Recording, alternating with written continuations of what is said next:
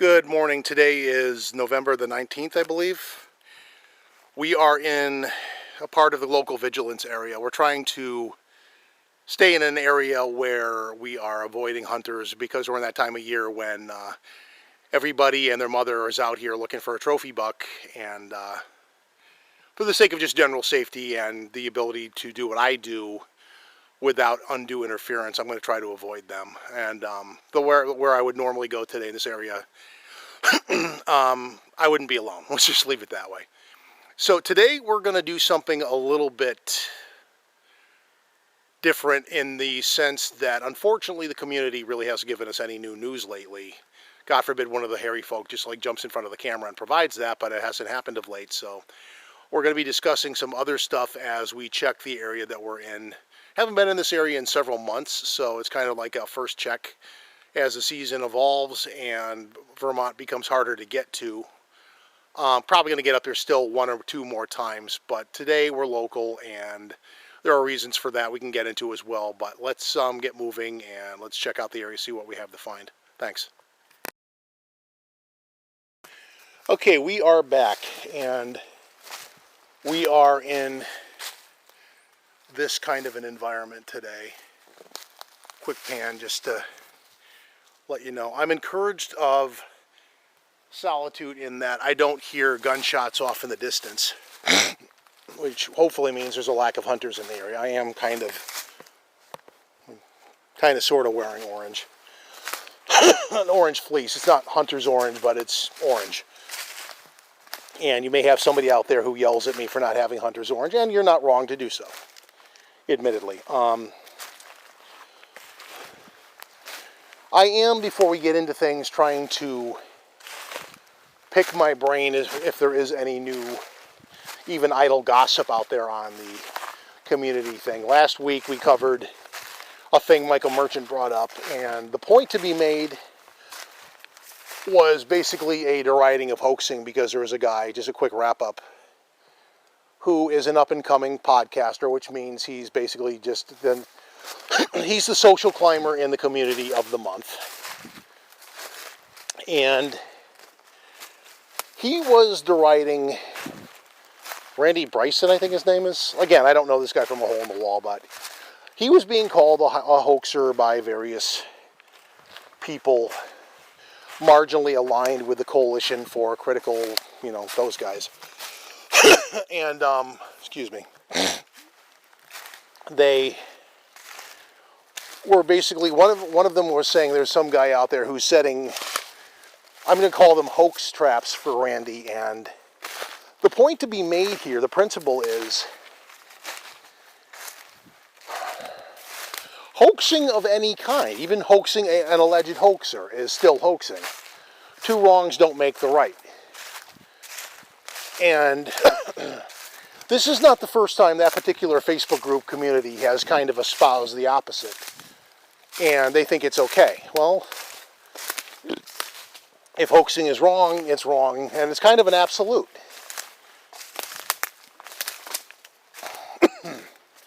I didn't catch the name of the hoaxer hoaxing Bryson, but in my opinion, he is no better. And in the principle of Pepperidge Farms Remembers, this particular podcast, The Tall Ones, is promoting this guy's activities. And that pretty much makes that podcaster complicit in any hoaxing that occurs. I'm sorry, but in Mike's world, cheerleading something that's questionable lends guilt by association. Because again, hoaxing is an absolute. I'm not saying that I have never been hoaxed, but I've certainly never been involved in a hoax. At least not knowingly. Excuse me. So that's that. I don't want to dwell on that because we covered that last week. This week we are going to cover recent history. And what happened recently, I think we covered this a little bit, but we're going to get into more of an in-depth subject matter, which is my car en route to Vermont 3 weeks ago now the engine died. And luckily it died in an area that's fairly urban. I had a signal and I was able to call the AAA and the tow truck and all that and get that dealt with in a manner that was handled pretty well. I have no complaints of the response I got because two state troopers showed up and talked to AAA and turned a waiting period of over 2 hours down to 15 minutes, which allowed me to get the car to the garage. And then I found out the hard way, but was within the time limit, that the Enterprise Rent-A-Car near there closes at noon on Saturdays. So had I gotten there later, I would have been out of luck for a car until Monday. Not the end of the world, but as far as being stranded for the weekend, that would still suck, and I think people can understand that. However, the what if that comes into play kind of stems off of what occurred last year. Not exactly to the date, but give or take a couple of weeks. If you recall, last year I got turned around in a stretch of woods that's actually not that far from here, and ended up having to call for help. Kind of put your ego aside and call for help, because I hit a point where I'd gotten sufficiently turned around that I genuinely did not know how long it was going to take me to figure this out and get back to my car. And it was a day of 36 degrees and cold, drizzly rain. And it was getting to the point where hypothermia was becoming a very real possibility, and you had to kind of mitigate that. On a warmer, sunnier day, it would not have been that big a deal, but you have to take into account all the situational factors in that moment. And I had to figure out my way back and kind of mitigate that. So luckily, it turned out that there was a cell signal there, so I was able to keep in relative contact with my rescuers, if you want to call them that. It ended up happening, and we ended up meeting up more than my being found, but the point is, we were able to be found and deal with that. I guess we're not doing that bright thing yet. And things worked out for the best, and I was found and given a ride back to my car in a heated truck as opposed to the cold, wet, shitty rain. And we didn't die. So, but the first thing I did, as what I'm getting at is, anytime you go through something like this, and let me be perfectly clear that this situation occurred due to my own hubris. In effect, familiarity breeds contempt. I'd been in this area many times before and was overly comfortable. I took shortcuts I shouldn't have taken. I have no excuse for what happened, and it's fully my fault that I ended up in the situation I was. And first step to learning from that is, admitting that to yourself and like, okay, so what should I have done? And there's multiple things I should have done that I didn't, because again, familiarity breeds contempt. And that is basically what I'm guilty of.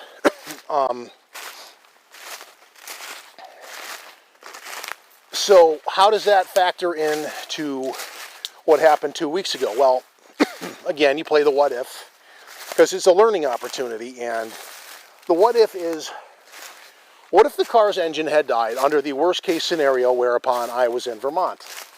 Because the reality then would have been, I would have been several miles away from a major road. I would have had no cell signal. I know that for a fact. And now you have a brick for a vehicle, and you're stuck in the middle of nowhere, and you are looking at, to get to a signal, you have to get back into town, and that's probably at least a 8 to 10 mile walk. Unless you happen upon hunters or something that are nice enough to give you a ride into town, and then you can start maneuvering things. And that is the what if. What would your plan be? And the answer is, at the time, I wouldn't have had one. I would have been winging it and probably pretty stressed about it. Luckily, the temperature was in the low 50s, so I mean, yeah, it's a little chilly, but not enough you're going to die. But, hold on.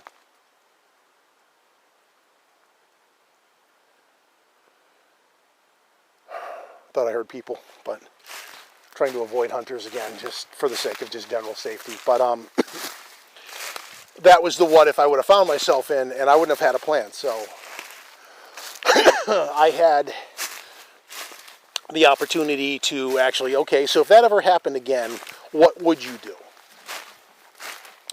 So what I had with me that I didn't have the last time and would have had to use is my Zoleo, which is a satellite communicator thing.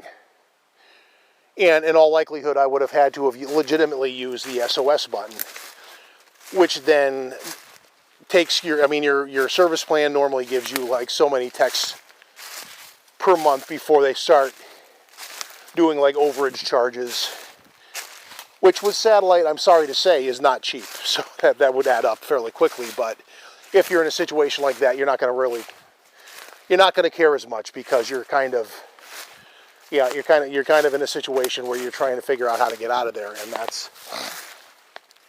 it's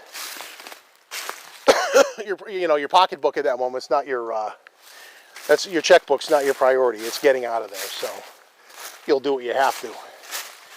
So what I did do is, okay, you would have to do that. You hit the SOS number, but then you need two things immediately there. You need to know where an auto garage is. I do know where there's one, but they don't have a tow truck. So the second thing I did was get online and do a polling of local tow companies up there, had I had to find myself in that situation, because you would have. And even right now, I'm kind of like not going in a straight line like I thought I was. I know where I am, but I came over to the stream. I was thinking it was a little further away. Not a major navigational error, but when you're yapping into a camera and you're not paying attention, these things happen.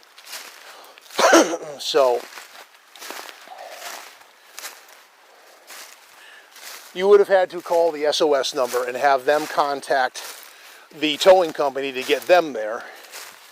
And then I have to give compliments to the one towing operator that actually responded to me, because he gave a very concise informational answer of how much it would have cost.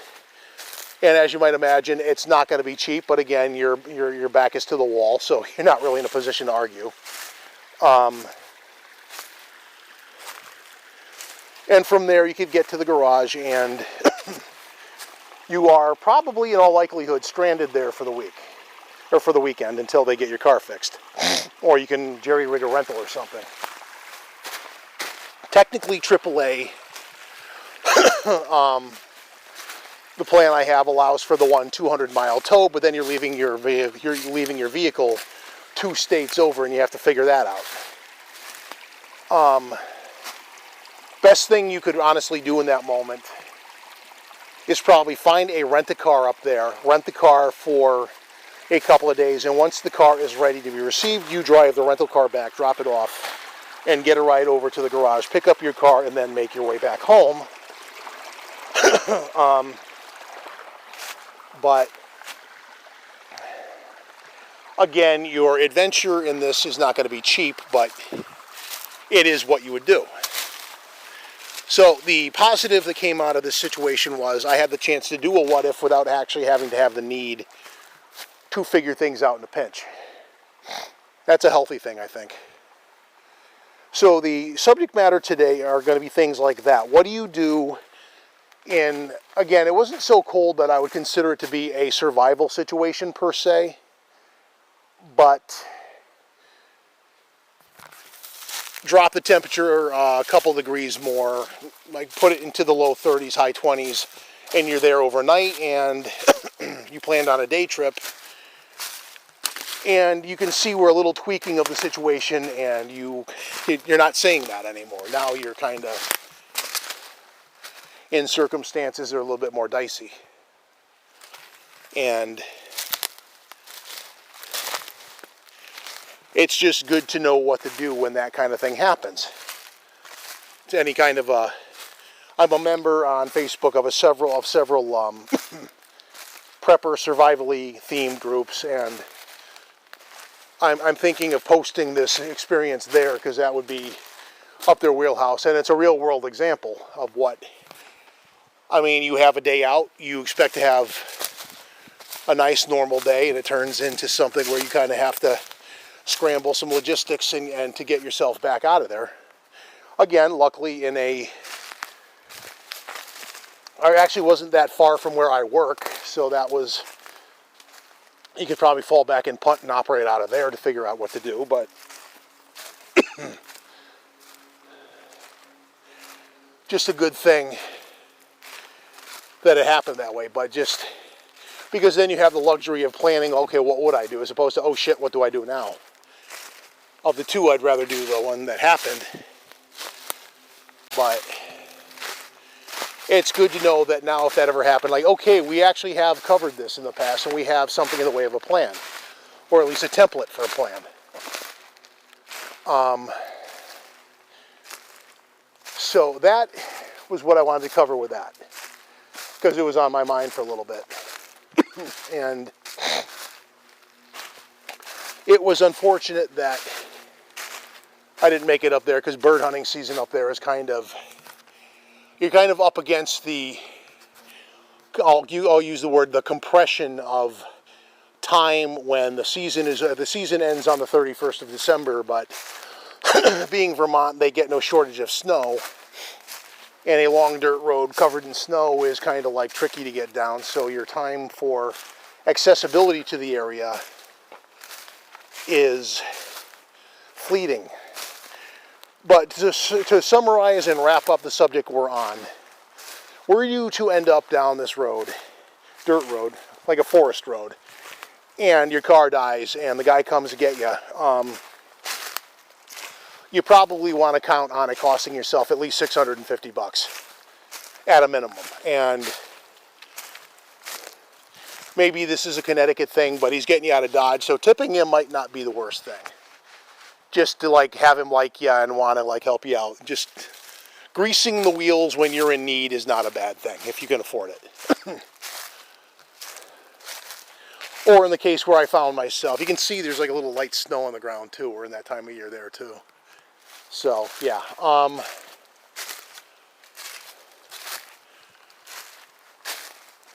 So there's that.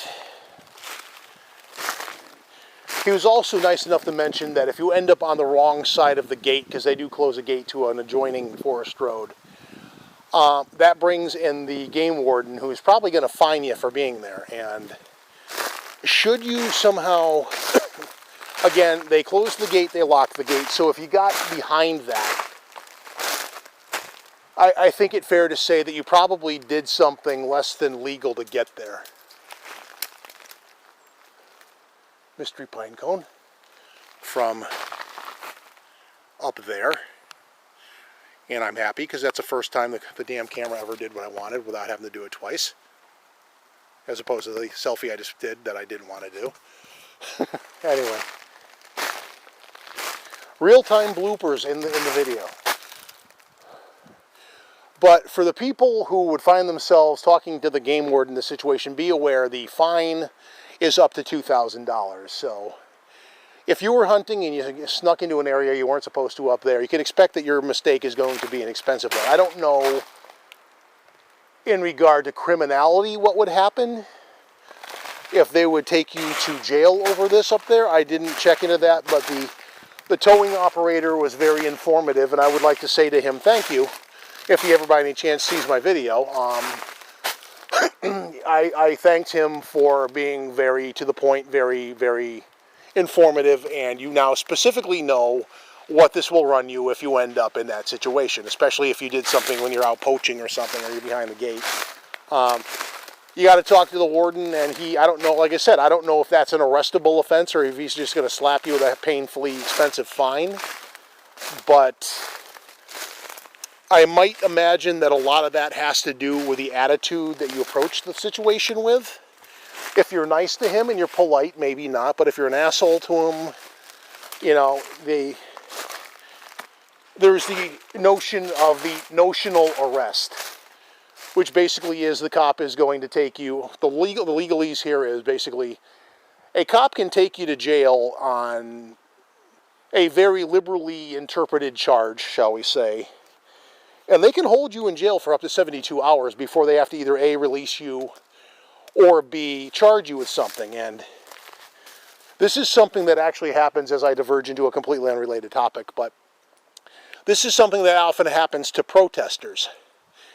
They will arrest a bunch of them for the sake, and, you know, people will say that protesting is a protected First Amendment right, and you're not wrong. However, the key word there is peaceful protest, and a lot of places want you to have a permit which allows you to protest in a given area that is defined in the permit and between hours A and B. And the minute that you stop doing that, you become arrestable. And this was described to me as a notional arrest, which means they basically will take you to jail and they'll process you and put you in jail. They have no intention of prosecuting you or charging you with anything, but because you didn't keep to the deal, they are making it painful for you. And again, they can hold you for up to 3 days. Now, during those 3 days, you may have to go back to work and have a job you can lose, or kids to take care of, or a dog to feed, or I mean, any one of a number of logistics that are now put into jeopardy because, you know, this, but I mean, that is a notional arrest. And the interesting thing about it is, number one, I don't think it shows up on your record. Basically, they took you to jail, and it's like going to the drunk tank. They put you in jail, and when you sober up, and if you weren't an asshole, they'll let you go, and just like, you know, maybe in the future, seek out help kind of thing. It's not unlike, well, in terms of, like, going further off topic, if you go into a situation where they bring you in because you're at a festival or something and they find you and you're completely drunk out of your mind, you could end up in jail overnight or something like that till you sober up. And that's, back in college, I actually did have that experience. To my embarrassment, I got in a drunken stumble match with a roommate over stupid stuff, and it was stupid. And they basically took us, basically our college didn't have a hearing board, so basically the penalty was you have time out in the town jail for 4 hours. So my entire criminal mastermind's career is basically 4 hours in the local rural town jail for 4 hours while we waited. They basically were, technically they were waiting for us to sober up, and then they brought us back home, and it was, technically the charge was breach of peace, but they made us go to court. They immediately brought us into the prosecutor just for a real life experience thing from my early 20s, and they basically said, it's not worth our time or yours, we're dropping the charges, just don't do it again. And, you know, to which me and the other guy said, we're probably never going to see each other again, so you're good on that. And everybody was happy, and they basically just said, go into court, wait for your case number to be called, and then go through the procedural motions, and all is forgiven. And it was. And, you know, it's an interesting thing to see court, not when you're like actually the quote-unquote defendant, but you know what I mean.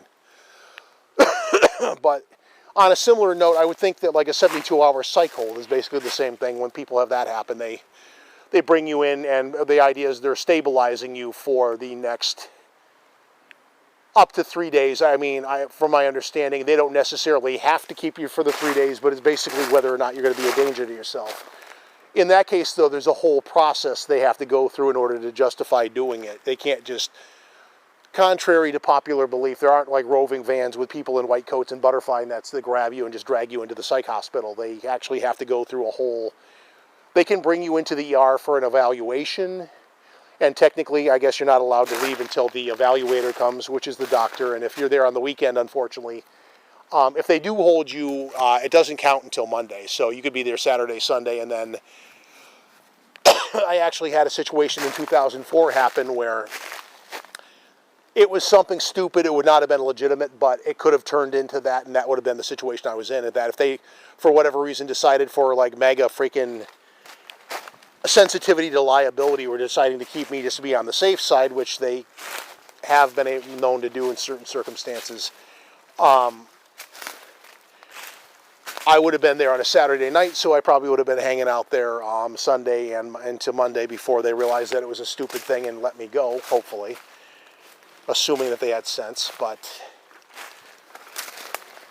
little memory lane from stupid moments of my life, because I don't have any new Bigfoot news, so we're doing this instead. But nothing overly horrible. I've, you know, it didn't come to that, and It was a matter of my oversleeping and somebody overreacting and calling in a wellness check that went sideways because the responders were overzealous, but the more level-headed of the two saw it for what it was and got his buddy to back off. So that is for the better. I'm trying to find out if there's an easy way to get in here. I've tried to come in here on camera before, and I may take a brief segment break just to get my hands free because I have to climb through. You know, it's an interesting thing to see court, not when you're like actually the quote-unquote defendant, but you know what I mean.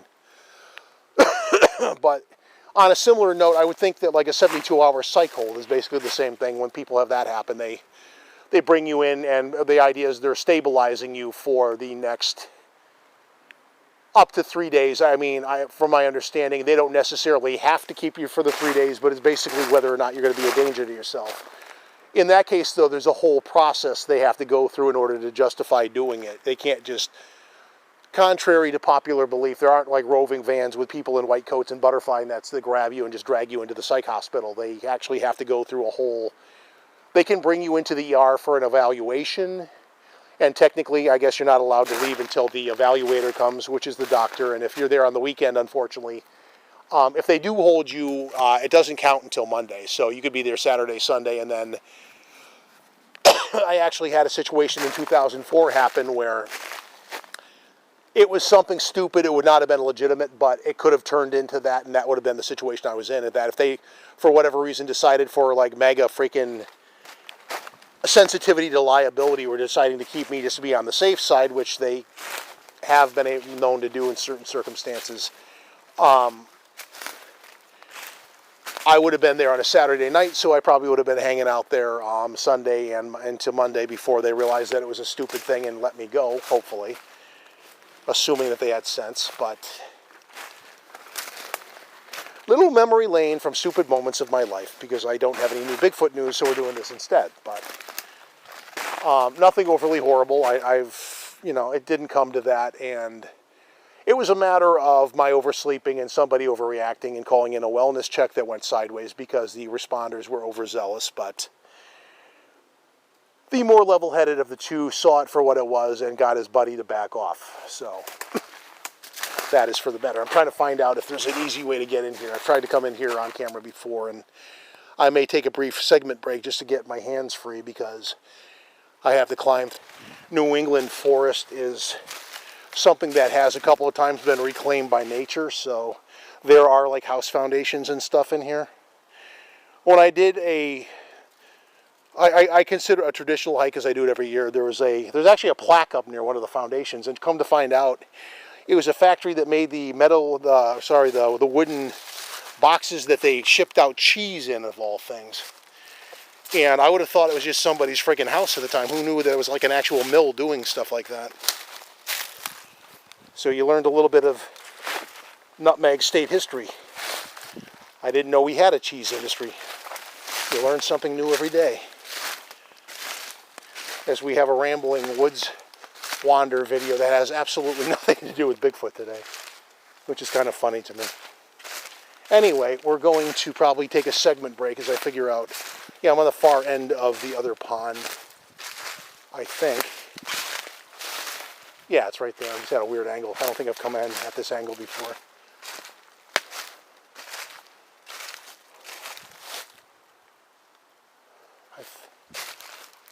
But we are going to take a segment break right now, and we'll come back shortly. Okay, that's going to probably do it for about today. Cover everything I want to cover. A little chilly today, too. It's about 30... between 30 and 33. It's not really that warm. A little snow on the ground. I did bring the drone, but it's windier than they had projected, so I'm going to opt not to. And I guess that's about it. If it's quiet out, it's quiet out, and the community's kind of quiet too, so we covered some other things today. Doesn't always have to be Bigfoot related material. And like, subscribe, all the YouTube stuff if you're so moved. Leave a comment, good, bad, or indifferent, and we'll catch you next time.